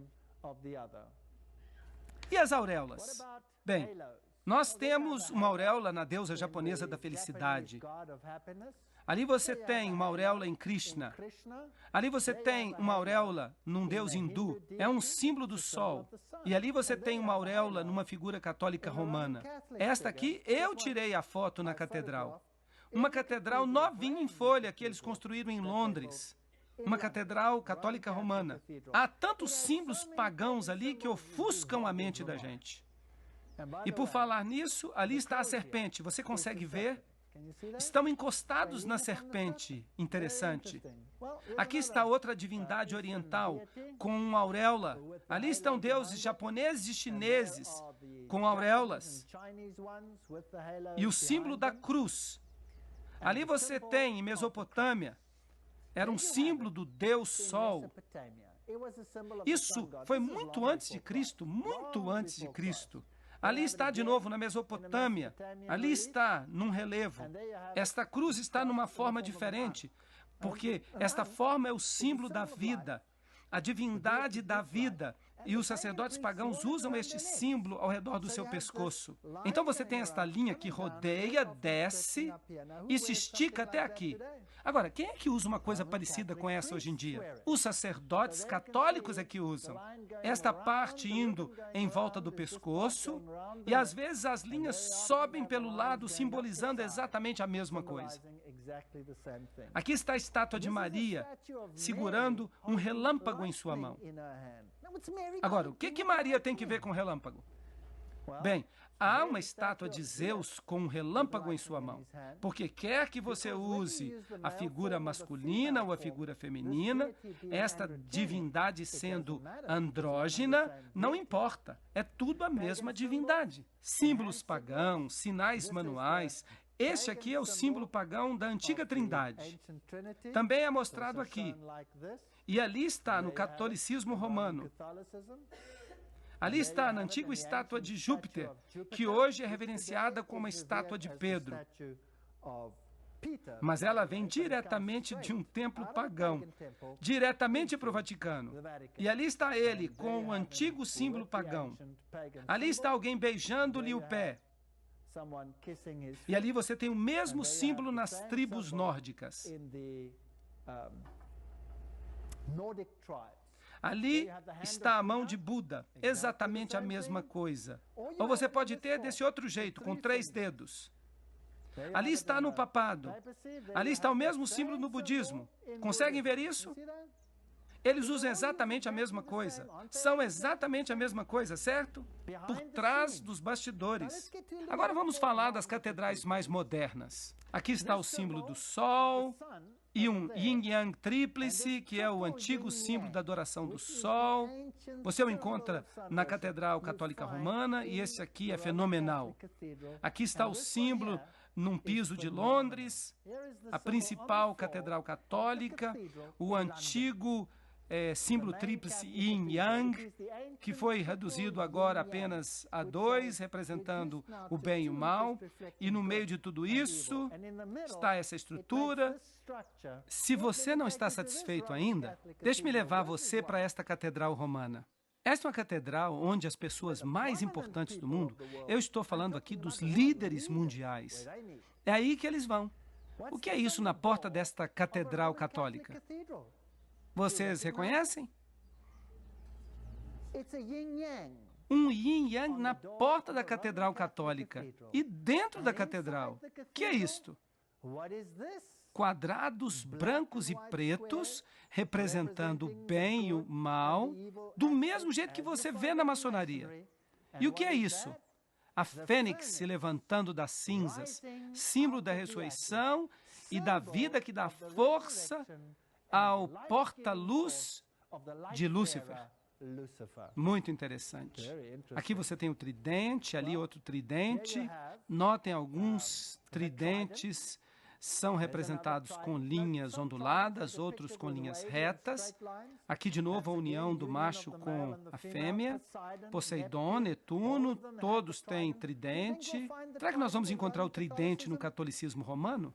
Aqui está ele como símbolo. Ali está o tridente como símbolo no hinduísmo. E ali está ele na igreja, nas igrejas católicas e anglicanas. E se você olhar com cuidado, às vezes você encontra o tridente abertamente, outras vezes sobre Cristo. Em alguns casos, tem o sinal manual pagão, e tem o globo pagão, e tem o tridente ali. Ali você tem a flor de lis. Eles usaram isto como símbolo porque tem uma conotação de fertilidade. Aqui está Ísis com a flor de lis. Será que você deveria esperá-la também no catolicismo? Isso aqui vem tudo do paganismo. Bem, sim, a flor de lis também aparece no catolicismo, na igreja católica, no altar católico. Aqui você tem a flor de lis nesta cidade, numa catedral, sobre a cabeça de Cristo e saindo das suas duas orelhas. Bastante triste, pois uma pessoa não consegue ouvir muito bem com a flor de lis tampando os ouvidos. Bem, e é claro, você tem miçangas, mantras. Vocês já ouviram falar de mantras? Bem, Mateus capítulo 6, versículo 7. Quando orardes, não useis de vãs repetições, como os pagãos fazem, pois eles pensam que serão ouvidos por sua muita repetição. O mantra é uma oração repetida, que coloca você num estado alterado de consciência. E é isso que nós temos na música hoje. Os jovens, quando eles vão para alguns festivais, eles usam drogas, e eles usam mantras adaptados à música para colocá-los num estado alterado de consciência, para que outro poder se apodere deles. Portanto, os mantras, as orações repetitivas, são um símbolo de todas as religiões pagãs. Você o encontra no Islã, você o encontra no catolicismo, você encontra em todas elas. E de onde vem o mantra? De Babilônia. Ali você tem os sacerdotes pagãos de Baal com as suas miçangas de mantra, os seus rosários nas mãos. Ali você tem as divindades hindus com seus rosários de mantra também nas mãos. E este, é claro, é um outro símbolo muito interessante. Este é o olho de Osíris, o olho do deus Osíris, o deus que tem um olho só. Ali você o tem num altar de uma catedral católica da França. É sempre o símbolo de Osíris, o símbolo da forma masculina de Osíris. Ou da forma feminina, a vaca sagrada, a deidade feminina. Ela era adorada no culto de fertilidade como uma vaca que dava leite, que nutria o seu filhote, ou como uma linda mulher. E claro, tristemente, você tem esse símbolo provavelmente no seu bolso agora mesmo, se você tem uma carteira. E ali você tem o mesmo símbolo, o triângulo de 60 graus, que significa 60-60, o triângulo 666 nos mistérios, o zero não conta nada. Então, você tem 360 graus, você tem 3, 6 e 0, você tem 9, 9 é o 6 de cabeça para baixo, 9 é um dos maiores números do ocultismo, e ali você tem o mesmo símbolo no altar católico. Aqui ele aparece no movimento da Nova Era, e quando você vai às catedrais, você o encontra por toda parte, o símbolo de Osíris. Ali está ele, na frente de uma catedral jesuíta. Aqui você tem a concha, símbolo do universo. Havia 360 graus no universo. Havia 36 salas por falar nisso. Todos os nossos sistemas são cheios da cultura pagã. Se você pegar um baralho, há 4 naipes, há 4 estações, há 52 cartas, há 52 semanas num ano. Porque você tem este movimento através do zodíaco, dos planetas. E tudo isso aparece no baralho, no xadrez, em todos esses jogos. Mas em qualquer lugar, a concha era o símbolo do zodíaco e do movimento através do zodíaco. Poseidon era um deles. E aqui você tem, nesta igreja católica, João Batista usando a concha cóptica com um símbolo pagão para batizar Jesus. Percebam que a água aqui está sob a forma da deidade feminina. E ali está, sobre os arcos das igrejas. Ali você tem Vênus, nascida da concha. E é claro, um dos símbolos... E é claro, trata-se de um símbolo importante na Igreja Católica, na Catedral de São Pedro. Todo símbolo pagão você encontra lá. E é claro, um dos símbolos mais importantes da Igreja Católica é a Catedral de São Pedro. No entanto, você encontra qualquer símbolo pagão ali. Se está no paganismo, você encontra no cristianismo. O globo, outro símbolo da deidade pagã, aqui está o deus Mitra segurando o globo que representa o universo. Ele é a outra divindade. Onde se encontra, será, o maior globo do mundo? Está no alto da Catedral de São Pedro. Por falar nisso, aqui está uma rosa cruz. E ali, esses símbolos, e eles têm uma conotação de fertilidade, que nós não vamos discutir em detalhes agora. Aqui está o globo também. Você vai encontrar muitos globos aqui. O globo como símbolo de Mitra.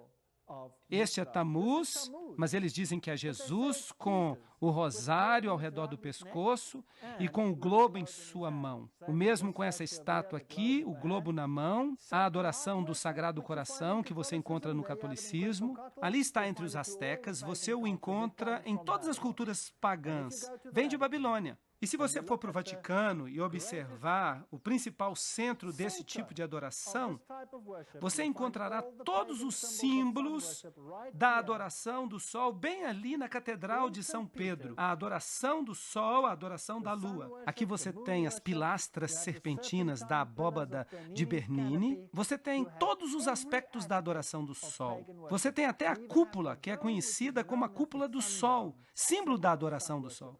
E no chão das catedrais, você encontra os símbolos do zodíaco. E a observação das estrelas, a astrologia, todas essas coisas que faziam parte da cultura dos caldeus. E agora, até os presidentes das nações do mundo se transformaram em observadores das estrelas e ficam dizendo às pessoas o que fazer. O mundo não mudou nem um pouco. A Porta Dourada na Capela de Santo Inácio, esta aqui fica em São Francisco.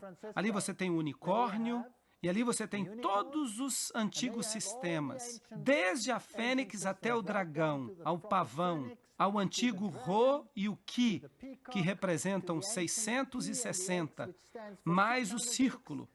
que representa o 6 ou o 9. Lembrem-se do círculo ao redor dele. 360 graus. 3 mais 6 mais 0 igual a 9. 9 é o 6 de cabeça para baixo. Você tem aquele símbolo pagão em muitos dos altares, e ele representa 666. É isso que ele representa, quer você goste disso ou não. Você tem o bastão e o unicórnio. Agora, vamos nos aproximar do Papa e vamos ver se ele literalmente representa as antigas divindades. Aqui você tem o Deus Águia com um cone de pinho, símbolo da fertilidade. Aqui você tem o antigo querubim alado com um cone de pinho, que era símbolo desse poder através do culto da fertilidade. O maior cone de pinho e o bastão você encontrará aqui, um dos maiores, pelo menos, aqui na adoração de Osíris. Esta é a divindade egípcia.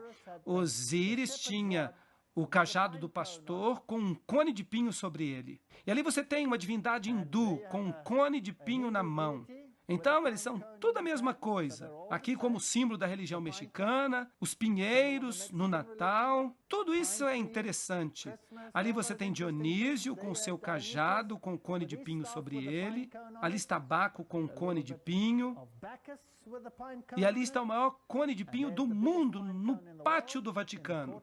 Ali está outro no pátio do Vaticano com o símbolo da deidade feminina, porque Ísis sempre caminhava com 2 pavões, símbolo da fertilidade na Praça do Vaticano. Ali está o cajado de pastor do Papa. Ele sempre tem o cone de pinho sobre ele. Vocês acham que eles sabem o que estão fazendo ou você acha que tudo isso é simplesmente azar? Bem, isso não pode simplesmente ser azar. Não pode ser azar. Este é o cajado que o Papa atual usa. E é o mesmo, por falar nisso, que o Papa anterior usava. E ele tem esta cruz, uma cruz torta. E ele tem Jesus aqui como se formando um triângulo de 60 graus. Ali está o cone de pinho no seu cajado, e a cruz torta é o símbolo de Lúcifer. Ali está o cone de pinho no seu cajado, e a cruz torta é o símbolo de Lúcifer. Você a encontra na adoração a Lúcifer. Você a encontra na adoração a Satanás. Você a encontra em lugares que você menos esperaria. E as festas pagãs do cristianismo? O símbolo solar e as festas da França. Nós temos o solstício do verão, o solstício do inverno. Aqueles que participam das festas de São João e da festa da Imaculada Conceição, eles saltam sobre o fogo. Esses são festivais católicos, mas são também festivais pagãos. Aqui você tem a antiga adoração europeia do sol e a adoração aos druidas. Exatamente a mesma coisa. Acende-se a fogueira, o movimento circular dos druidas. Os druidas hoje estão vivos e muito bem na Inglaterra. Vocês sabiam disso? E vocês sabiam que sua adoração... Bem, não vamos entrar em detalhes. Vamos deixar um pouco para mais tarde. É porque eu fico muito animado. A Torre em Chamas, esse é o festival de São João em Urbis, que ainda acontece hoje. E o Natal? Bem, o Natal é celebrado em todos os lugares. O Natal é uma representação da serpente que dá vida à árvore de Osíris, que foi cortado, e então a vida da serpente, a serpente que dá vida, a árvore brota toda e oferece espaço para os brotos. Esta foi decorada com globos redondos e iluminada em tempos antigos para celebrar o renascimento de Osíris sob a forma de Horus. Eles também pegam a lenha, que chamam de lenha de Yule, e a jogam no fogo, representando a morte e o sofrimento de Osíris com sua ressurreição. O visco, que é um símbolo de Natal, mas também de fertilidade e amor. Se você fica debaixo do visco e recebe um beijo, já era, você se apaixona. Bem, qual era o sacrifício que se fazia aos deuses naquele dia particular? O principal sacrifício era de 2 animais imundos, o ganso e o porco. Se você vai para a Europa, na Alemanha há o jantar do Natal, que é o ganso de Natal. Se você vai para a Inglaterra, é o presunto defumado. o presunto e o ganso, as duas ofertas. Mais tarde, pássaros diferentes foram substituídos, mas a divindade do porco está bem aí. Aqui você tem a deusa Amaterasu. Aqui você tem a adoração da deusa Amaterasu. Aqui você tem a adoração da deusa Amaterasu ou Súria. Se é Amaterasu ou Súria, é irrelevante. Aqui Súria cavalga pelos céus com seu cavalo que puxa uma carruagem. E no solstício de inverno, Súria cavalga também os céus em sua carruagem. Bem, a depender de onde você está, aqui você tem Súria puxado nos céus por uma carruagem puxada a cavalo. Se você fosse Zeus, por exemplo, deus da Grécia, então você seria puxado nas nuvens através do céu no solstício, que era o dia 25 de dezembro. E você então viajaria numa carruagem puxada por bodes. Mas se você morasse nos países escandinavos, onde há bastante neve, que animal havia lá para puxar o Deus Sol através dos céus no dia 25 de dezembro? Bem, ali você tem um medalhão de Cibele. Ela está na carruagem, você tem o sol e a meia-lua, com uma estrela nascendo nela. E ali você tem de novo a miniatura Súria. É exatamente a mesma Súria. Se é Isabelle ou se está sobre a forma de outro deus, não importa. Se você for para Versalhes, na França, Hélio, em sua carruagem de sol, sai da água e é transportado. Esses são os símbolos. Eles celebram a transformação de Elias, já que ele cavalga pelo céu. Eles fizeram, então, uma deidade de sol. Eles pegam todos os símbolos do cristianismo e os transformam em símbolos pagãos. Agora, aqui está o Riton e Tita. Vocês percebem? O mesmo na Escandinávia. A carruagem sendo puxada por renas. Agora, de onde vem esse símbolo? Esse é um nome interessante, certo? Papai Noel, Santa Claus em inglês. Santa é a mesma coisa que santo, certo? Não, santa é uma coisa completamente diferente. Se você misturar as letras da palavra santa, então você vai obter o nome Satanás. Agora, quem foi que inventou esse velhinho feliz que viaja pelos céus? Quem o tornou disponível para todas as nossas crianças? Bem, foi o Walt Disney. E o Walt Disney era um maçom do grau 33. Agora, qual era o Deus do grau 33 da maçonaria? Bem, vamos perguntar isso para os maçons, porque eu não vou dizer isso. Eu poderia ficar encrencado. Vamos deixar que eles digam. Venham na próxima palestra e vamos ver qual era o Deus do grau 33 da maçonaria. Vamos agora dar uma olhada na origem de Papai Noel. A evidência do quarto século mostra que São Nicolas nunca existiu como ser humano. Trata-se de uma versão cristianizada de vários deuses marinhos pagãos. O deus grego Poseidon, o deus romano Netuno e o deus teutônico Rodnica. Os nicolaítas, por falar nisso, a Bíblia diz no livro de Apocalipse que Deus odeia as doutrinas dos nicolaítas. Aqueles que servem no trono de Nicolas, o Apocalipse diz isso sobre eles. Mas aqui nós temos Nicolas viajando pelo céu. E nossas crianças dizem, por favor, Papai Noel, São Nicolas, traga-nos um presente. Onde é que Jesus fica no Natal? Ele não fica em lugar algum no Natal. Nos primeiros séculos da igreja cristã, muitos deuses e deusas pagãs foram humanizados e convertidos em santos cristãos. Quando a igreja criou o personagem de São Nicolas, Papai Noel, eles adotaram o título de Poseidon, o marinheiro. Eles pegaram seu sobrenome de Nica. Vários templos de Poseidon se tornaram templos de São Nicolas, dos nicolaítas, a quem Deus odeia. Qual é a teologia de Papai Noel? Fala-se de Papai Noel para a maioria das crianças. Número 1, ele é onipresente, ele pode visitar centenas de milhões de lares numa noite. Número 2, ele é onisciente. Ele vigia cada criança, ele vê tudo, ele sabe tudo. Ele sabe se elas foram boas ou se foram más. Ele tem grandes poderes, ele pode fabricar presentes para centenas de milhões de crianças em uma noite. E cada um desses presentes é entregue para a criança certa. Ele é todo bondade e todo justiça. Ele decide se as crianças são boas ou não. A que é que isso equivale dizer? Bem, o historiador eclesiástico Sócrates atribui a introdução do festival da Páscoa na igreja à permutação de um velho costume, assim como muitos outros costumes. Isso está na Enciclopédia Britânica, volume 7. Assim, é o centro da festa da Páscoa. Vocês sabiam que o Papa mudou o calendário para alinhá-lo? É por isso que nós temos o calendário gregoriano hoje, para alinhá-lo com a festa pagã de Ishtar e forçar a sua adoração no mundo cristão. Isso é paganismo. Nós pensamos que somos cristãos, mas não somos. Vamos ver a Enciclopédia Católica, ela vai nos ajudar aqui. O fogo da Páscoa é aceso no alto das montanhas.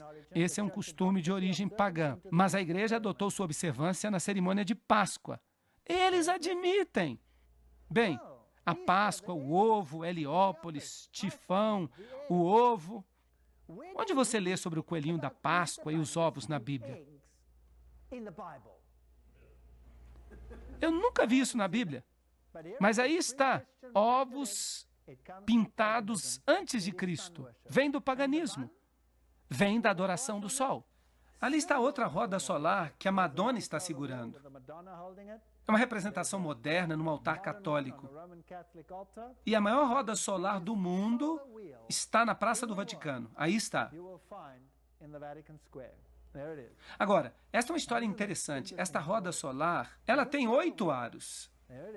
Você pode contá-los aqui. 1, 2, 3, 4, 5, 6, 7, 8. No meio você tem o símbolo principal do Deus Sol, que é o círculo, com a cruz dentro dele. Vocês se lembram que eu mostrei para vocês o touro e o leão olhando na direção do círculo com uma cruz dentro? Esse é o símbolo da adoração do sol.